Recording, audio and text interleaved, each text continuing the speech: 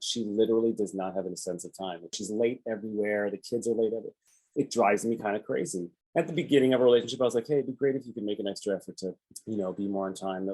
And then just 8 years of it snowballed into like, screaming fights, over the lateness thing. It culminated on our a year ago on our anniversary. I planned this whole awesome trip in Malibu, wine tasting, this whole thing, and it's like really nice. And like you have to be on time to these things. They'll start without you. You can't go. And I gave her notice and warning and all this stuff, and we still ended up leaving, getting there 30 minutes late, missed half the thing, and it just the whole car ride. I just fucking let it loose. Just 8 years of frustration just poured out of me. Oh, I've totally Yeah. been there. Mine wasn't Yeah. even over something that cool. Mine was like, she said she was going to get groceries 3 days in a row. And then the third day we had, quote, I was like, we have nothing to cook, which probably wasn't true. And I was just kind of an asshole about it. I was a total asshole about it, right? This was a long time ago now, but I'll never forget the story because she just looked at me like I was the biggest piece of shit ever. And I realized later, I'm the biggest piece of shit ever. I just made a huge fight over something really stupid. And so, okay, well, let me read the next obviously passage. looking back on it, I obviously feel horrible that I did that, and I've apologized and all that stuff. But it's just one of those examples that you're talking about. Well, let's just be real with each other, right? So if you look back at yourself, when you started to get angry about it, like even the first time you got angry about it, before the blowing up, when magically this started to snowball, just kidding. But so when you started to get angry about it, what is it? Like, what's the voice inside you saying? I find it to be disrespectful to not only me, but everyone else that we're either meeting up with or whatever situation it's in. And it just I just find it to be so selfish. And it just drives me nuts when people are that late. Sure. So that's one story, right? That's one story. What would be, so let's pretend. Well, I have childhood trauma from being late too. My parents were very late all the time, and it drove me nuts. I was always that late kid, and I hated it. So yeah, there's that. Oh, I see. So you're okay. So it's even a bit more triggering for you. Yeah, very triggering. Okay. So, all right. Granted. Yeah. We all have stories like that. Yeah. Okay. So granted, and still, right? So we have one story of like, it's so disrespectful. Your parents probably said that, but it's probably burned into you, I'm assuming. Yeah. Okay. Yeah. So there's that story. And then let's pretend, I don't know who's, I'm getting up there in years now. I don't know who the new hot guy is. I almost said George Clooney, but he's, he's okay. We're just going to go with it. Everyone's like, we know who George Clooney. Okay. So George Clooney is picking up your wife, right? And it's not his first time, but it's his first time with her. So George Clooney is picking up your wife, and she's late, and she's like, all feminine and all over the place, right? What do you think George Clooney's story in his head is about this situation? I mean, I promise you, he's a punctual guy. Working in about he's picking up your wife. Yeah. Okay. Like in an alternate universe before she met you. Okay. She meets this movie star called George Clooney, and he's picking her up. And your wife, a feminine woman, I'm assuming, being late. Yeah. Okay. So feminine. What does he think about her tardiness, her lateness? He'd probably be like, whatever, let's go on with the night. I mean, I don't know. He'd probably blow it off, I guess. But after 8 years of it, maybe not. I don't know. He might not be around after 8 years. I don't know. Right. But okay. But I mean, obviously that's a joke, but it's a little bit of well, I'm justifying why I did that. Right. So you get my point, though. George Clooney would be like, yeah, girl, you dance around in your panties and be late. And like, I don't care if we're late. Like, we'll make it fun. We'll make this work. Maui can wait. Drinks on Maui or whatever. I don't care. No, I hear you, man. So I guess I'm still in that place where I'm kind of oscillating between like, okay, I want to not react in certain ways and have more control over my emotional response.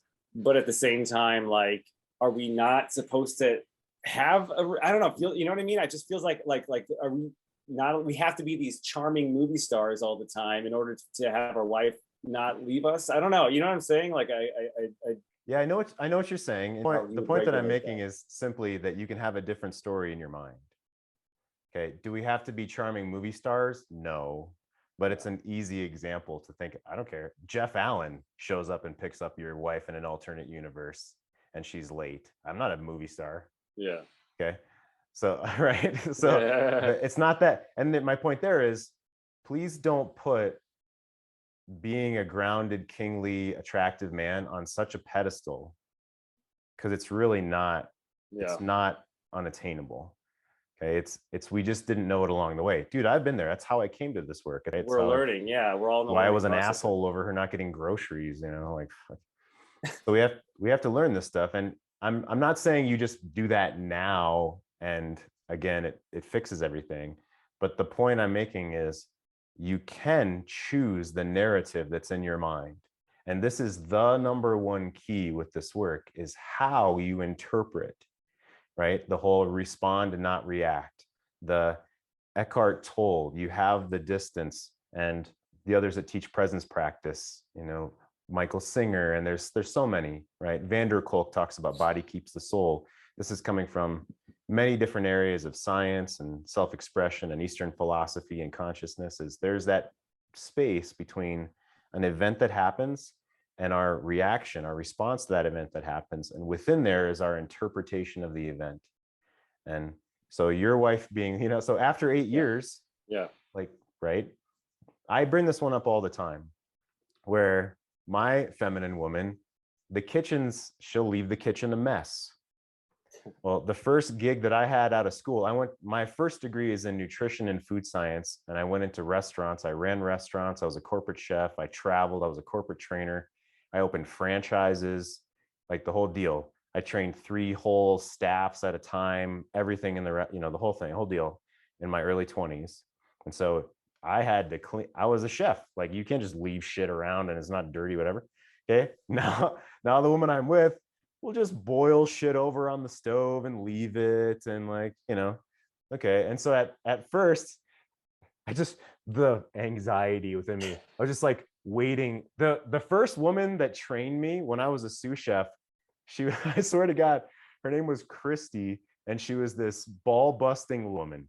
And she was the best chef that I had like ever met. And she trained me in, and I was just like, you know, 22-year-old guy. And so she busted my balls so hard. And if I would have left anything like dirty at all, I would have been crucified. And so I'm having this like anxiety that Christy, the chef from when I was 22, is going to come and like scream at me.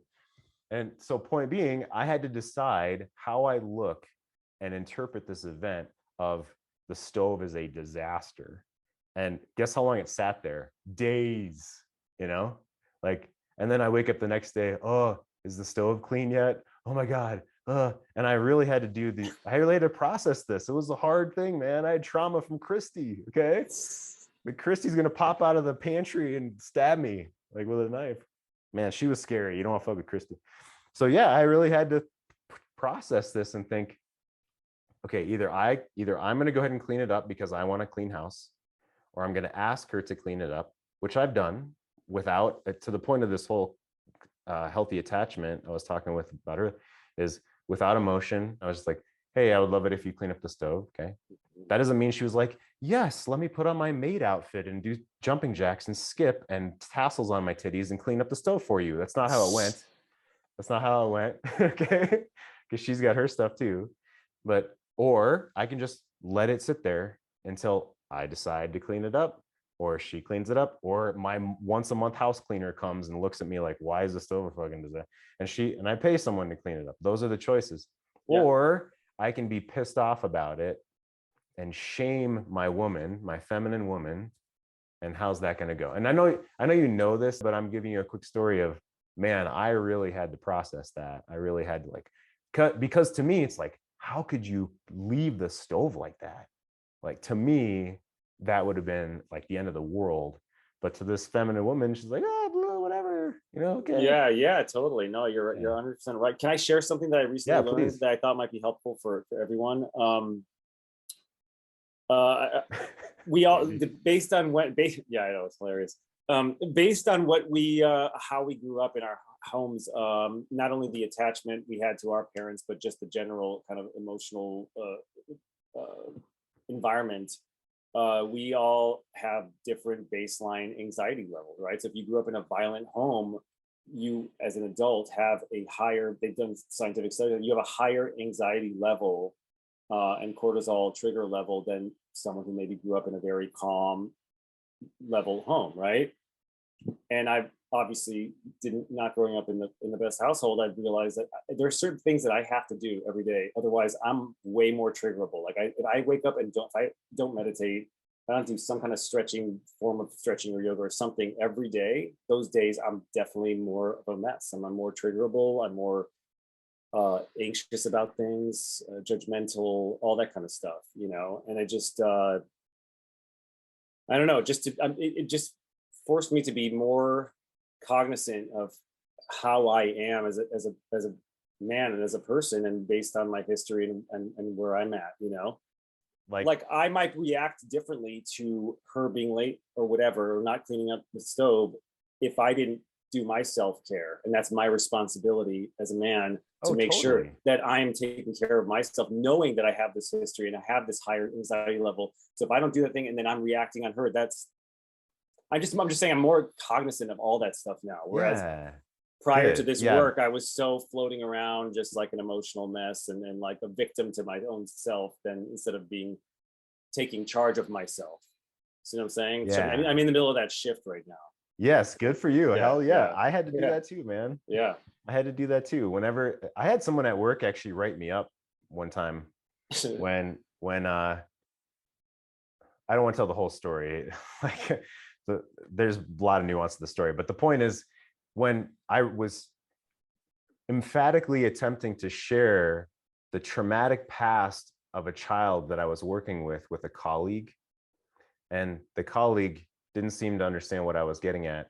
And I took, I stepped forward like 4 inches. I just took a half step forward to basically emphasize my point, and I got written up for being aggressive. Yeah, well, like let's put that aside. I mean, in that moment, I wasn't aware of my presence and my energy and the fact that, okay, yeah, I granted, if I'm pretty intense about something, you know, and then like, no, you really need to understand this, and I step toward you, right? That looks aggressive to some people, and so I've had to really, you know, you could tell I'm a very quiet guy. So I have to watch out for my energy too, like that very much. And my dad had stuff, and I've had stuff, and my boy, my 18-year-old son has stuff. And so yeah, I totally agree. We have to be much more aware. It's a different starting hand of poker that we have to play. Yeah. Exactly, exactly. And we all have a unique hand, so we need to just be aware of that. And I think that helps us manage those reactions better. Totally. Yeah. And in my opinion, that intensity that we have, we can use that in intimacy and in depth and the intensity of who we are as a man in a positive way once we learn how to hone this, right? That's the double-edged sword that we've been stabbing ourselves with until we learn how to handle that. Yeah.